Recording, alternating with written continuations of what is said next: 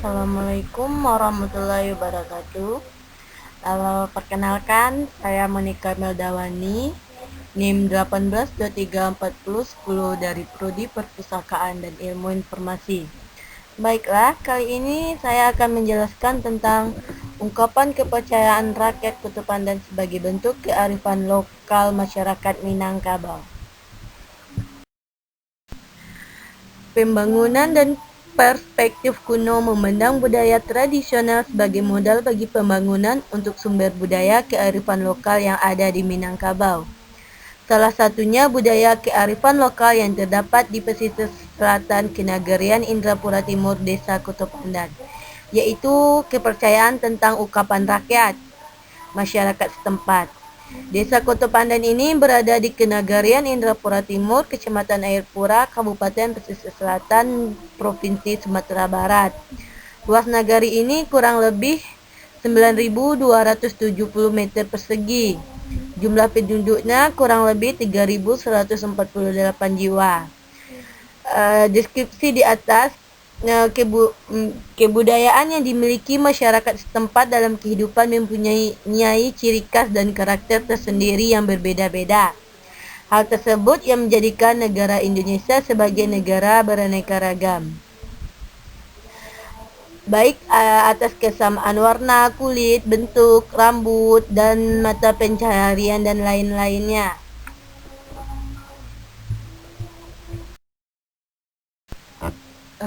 Pengertian dan tujuan ungkapan rakyat. Pengertian ungkapan rakyat ini yaitu ungkapan kepercayaan rakyat merupakan bagian dari tradisi masyarakat yang penyebarannya dilakukan secara lisan dan tulisan. Ungkapan kepercayaan rakyat ini telah dikenal oleh masyarakat secara turun-temurun sehingga tidak dikenal lagi siapa yang menciptakannya. Ungkapan tersebut disampaikan secara lisan pada situasi dan konteks tertentu.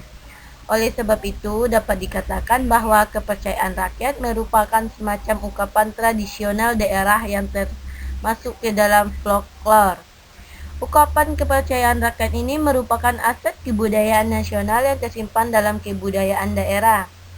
Ungkapan mencerminkan sesuatu nilai-nilai budaya yang dianut atau diemban oleh pendukung daerah tersebut. Kepercayaan rakyat umumnya diwariskan melalui media tutur kata. Contohnya, indak bulia bagadang malam hari beku tibu ular.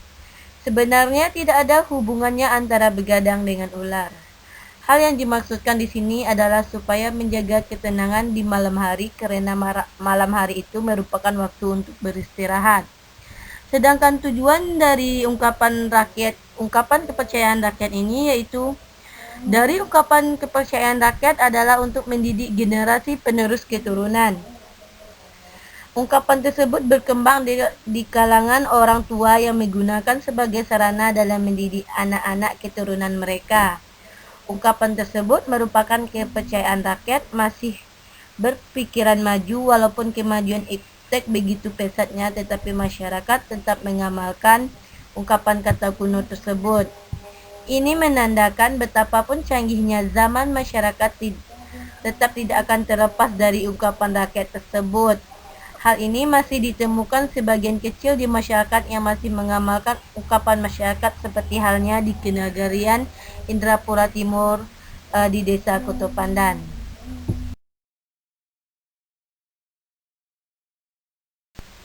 Selanjutnya yaitu tentang struktur, makna, dan fungsi ungkapan kepercayaan rakyat.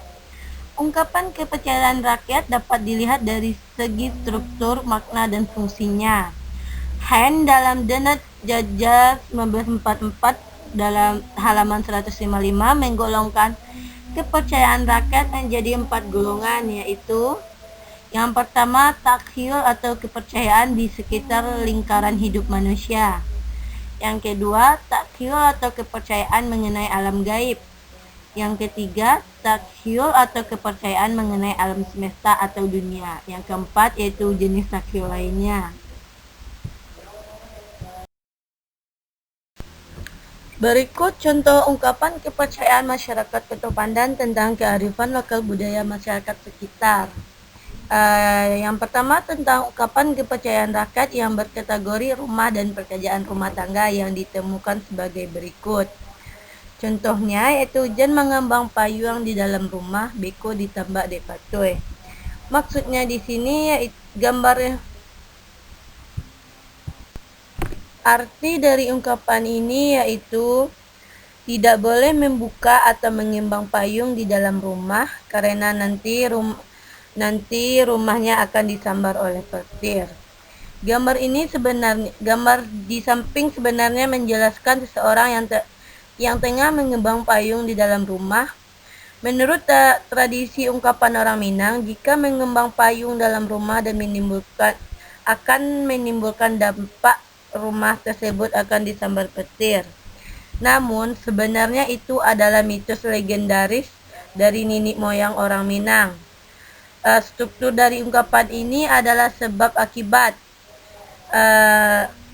Adapun makna dari ungkapan ini sebenarnya adalah bahwa mengembangkan payung di dalam rumah itu bukanlah suatu pekerjaan yang pantas. Jika kalau ada anak-anak yang bermain payung di dalam rumah, nanti terkena mata orang yang berada di dalam rumah dan menyebabkan kerusakan payung bisa jadi karena tersangkut oleh benda yang ada di dalam rumah. Fungsi payung digunakan di luar rumah dan bukan di dalam rumah. Payung adalah alat untuk melindungi tubuh dari hujan. Fungsinya dari ungkapan ini juga tergolong dalam pendidikan, yakni mendidik anak-anak yang suka bermain-main payung di dalam rumah supaya mereka berhenti melakukan hal itu. Makanya dibuatlah sebuah alasan bahwa nanti akan disambar petir bila bermain payung di dalam rumah. Sampai sekarang belum ada kebenaran atau bukti orang yang mengembangkan payung di dalam rumah disambar oleh petir. Jadi bisa dipastikan ini hanya mitos agar anak-anak merasa takut jika bermain payung di dalam rumah. Ungkapan kepercayaan rakyat yang berkategori rumah dan pekerjaan selanjutnya yaitu ndak boleh menjahit baju laki di badan, ndak lapeh dari hutang do. Arti dari ucapan ini yaitu tidak boleh menjahit baju yang sedang dipakai, nanti hutang kita tidak akan lunas. Sebenarnya gambar di samping menunjukkan seseorang tengah melakukan pekerjaan rumah tangga dengan cara yang salah, yaitu dengan menjahit baju yang sedang dipakai di badan seseorang. Hal ini tentu tidak etis jika dikaitkan dengan hutang. Maksud dari ungkapan ini sangat mendidik. Jika kita sedang memakai baju lalu dijahit, tentu akan membuat kita kesusahan dan atau mungkin tertusuk oleh jarum saat sedang menjahit. Ditinjau dari strukturnya ini, yaitu termasuk kategori ke dalam rumah dan pekerjaan seputar rumah tangga. Maknanya bahwa pekerjaan menjahit baju yang sedang dipakai di badan itu bukanlah pekerjaan yang tepat. Apabila baju yang dipakai robek, kalau kita ingin menjahitnya, sebaiknya dibuka dahulu. Fungsinya juga untuk melarang agar suatu pekerjaan berbahaya terhadap diri kita tidak dilakukan. Ungkapan kepercayaan rakyat selanjutnya yaitu ndak boleh mencakwa atau makan samba di dalam kuali. Beko buruak jadi anak daru atau marapulai. Arti dari ungkapan ini yaitu jangan suka mencicipi sambal atau makan yang ada di dalam kuali. Nanti akan terlihat kurang bagus sewaktu menjadi pengantin. Gambar di samping ini memperlihatkan seorang laki-laki yang tengah makan di dalam kuali. Jika dikaitkan dengan sopan santun dan tata krama saat makan tentu tidaklah bagus. Sebab jika dipandang oleh orang buruk kelihatannya masih ada piring tempat makan. Fungsi kuali itu sendiri sebenarnya adalah tempat memasak sesuatu bukan untuk tempat makan. Makan di dalam kuali ini sering dikaitkan dengan mitos yang berbunyi jika kita makan dalam kuali nanti saat menjadi anak daru atau marapulai, wajah kita akan kelihatan kusam atau hitam, tidak berseri seperti pengantin baru. Berdasarkan ungkapan tersebut, terlihat struktur sebab dan akibatnya. yakni bahwa mencicipi sambal yang ada dalam kuali itu merupakan sikap yang tidak sopan atau tidak patut untuk ditiru. Sebaiknya sambal yang telah dimasak atau nasi di dalam kuali itu dipindahkan terlebih dahulu ke dalam piring atau tempat sambal. Dari sinilah baru kita diperbolehkan untuk mencicipinya. Fungsi ungkapan ini juga untuk mendidik. Mendidik di sini bertujuan untuk membentuk sikap seseorang itu supaya tidak berbuat yang tidak sesuai dengan semestinya. Sesuaikan tempat dan fungsi yang telah dibuat atau disediakan. Jika ingin memakan, sebaiknya gunakan piring dan kelihatannya juga akan bagus dilihat orang. Selanjutnya yaitu tentang ungkapan kepercayaan rakyat yang berkategori cuaca. Contohnya yaitu bakar garam boleh teduh hujan. Arti ungkapan ini yaitu membakar garam agar hujan berhenti. Gambar di samping ini menjelaskan seseorang sedang mengolah pembuatan garam. Garam ini biasanya berfungsi sebagai bahan pengasin atau penyedap makanan. Ungkapan ini mempunyai struktur sebab akibat, yakni sebenarnya adalah tidak ada hubungan antara membakar garam dengan hujan yang akan teduh. Ini hanya merupakan jawaban sementara dari teka-teki alam yang tidak terpecahkan oleh pikiran manusia. Fungsi dari ungkapan ini adalah untuk mengingatkan sekaligus menyuruh kita agar berhati-hati. Selanjutnya yaitu tentang ungkapan kepercayaan rakyat berkategori kehamilan atau kelahiran yang ditemukan sebagai berikut. Contohnya yaitu jan suku makan kalang ayam, beko kareh basunan. Arti dari ungkapan ini yaitu jangan suka makan ampela ayam, nanti akan keras sewaktu disunat. Makna dari ungkapan ini yaitu bahwa tidak ada hubungannya antara makan perut ayam dengan keras sewaktu akan disunat. Tetapi ini adalah perbandingan dari pikiran masyarakat terhadap sesuatu hal yang dilihat mereka. Fungsinya sebagai sistem proyeksi khayalan suatu kolektif yang berasal dari halusinasi seseorang. Selanjutnya yaitu orang mengandung tak boleh duduk di batu, beko laki anak.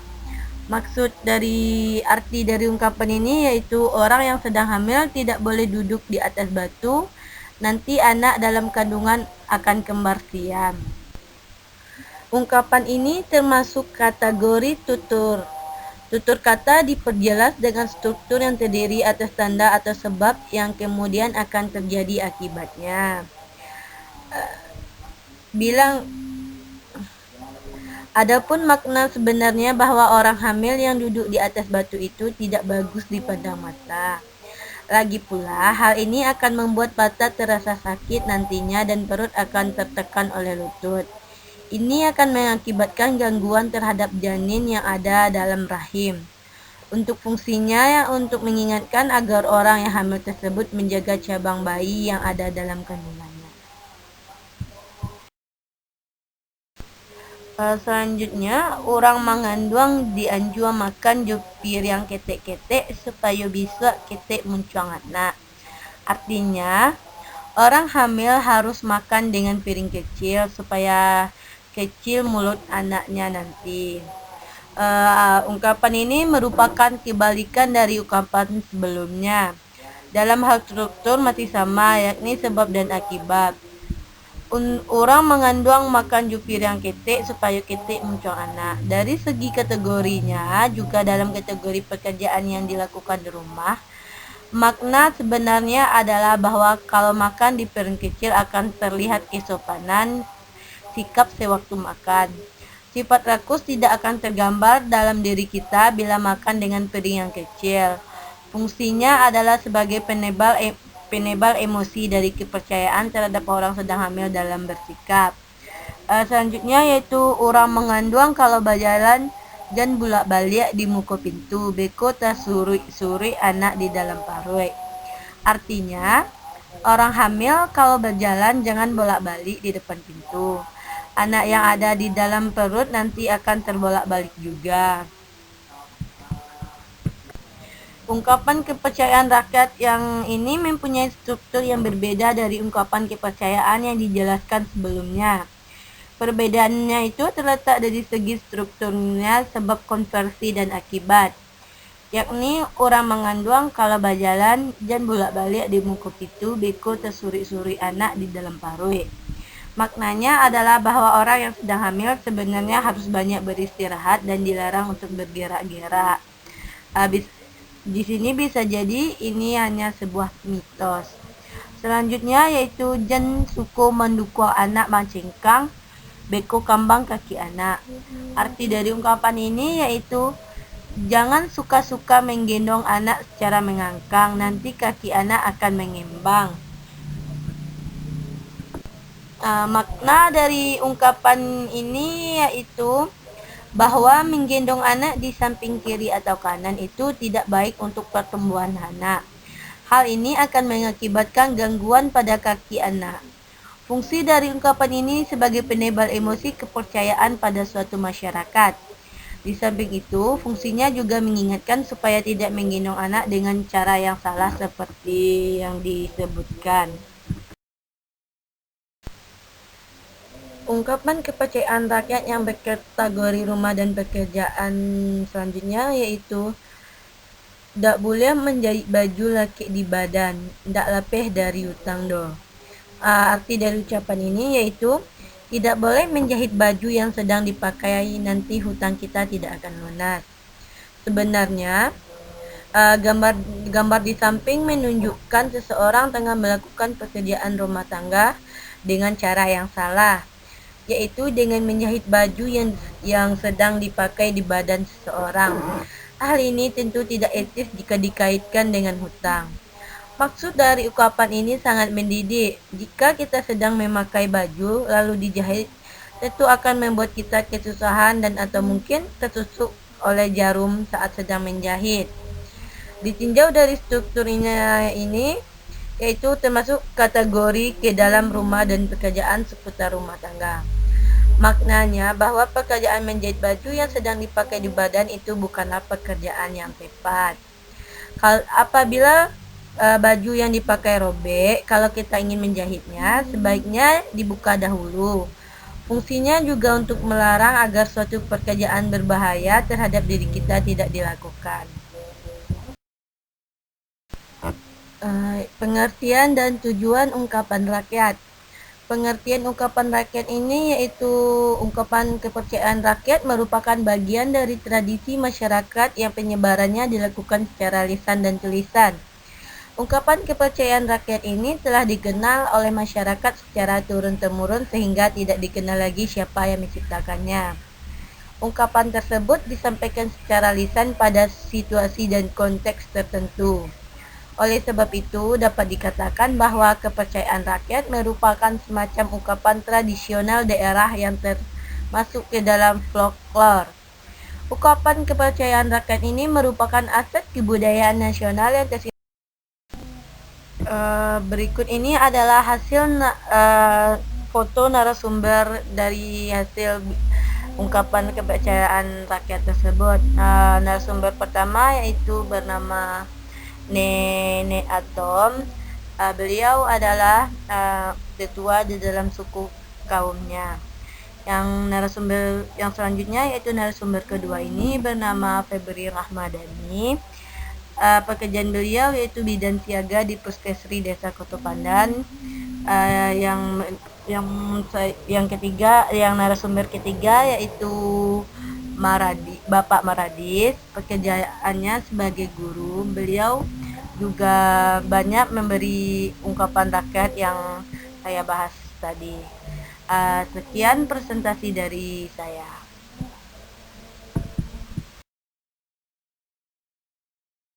Sekian presentasi dari saya. Terima kasih telah mau mendengarkan dan mau menonton. Jangan lupa like, komen, dan subscribe ya. Terima kasih. Saya ucapkan Assalamualaikum warahmatullahi wabarakatuh. Sampai ketemu.